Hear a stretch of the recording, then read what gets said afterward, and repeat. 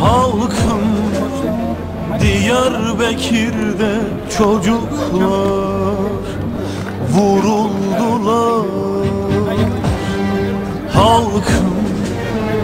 Halkım Şemdinli'de ey halkım vuruldular. Güneşin çocuklarıydı onlar, dağların isyanlarıydı onlar, sevdamın meşalesiydi onlar.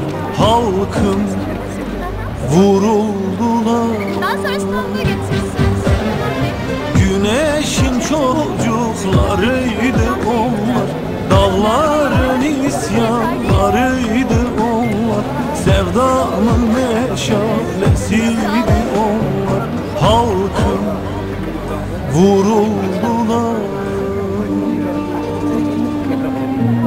Kardeş halkların çocuklarıyız. Toprağa düşer, yeniden filizleniriz. Dağlarımız bir, ırmaklarımız bir, aynı sınırlar içindeyiz. Ondandır dinmez acılarımız. Yıkılası Diyarbakır zindanları diyordu bir ana, Çorum'dan yiğit boylarına. Ben senin yaralı gövdene kurban olurum, oğul, oğul diyordu.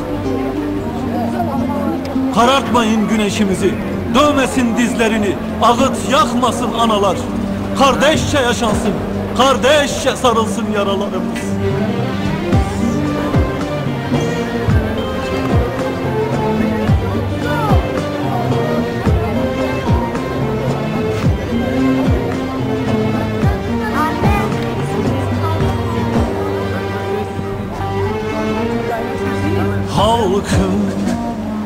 Halkım ağıt yakmasın analar, ağlamasınlar. Halkım göz altında ey halkım vurulmasınlar. Güneşin çocuklarıydı onlar, dağların isyanlarıydı onlar, sevdamın meşalesiydi onlar. Halkım vuruldular. Güneşin çocuklarıydı onlar, dağların yıldızlarıydı onlar, sevdamın meşalesiydi onlar. Halkım vuruldular.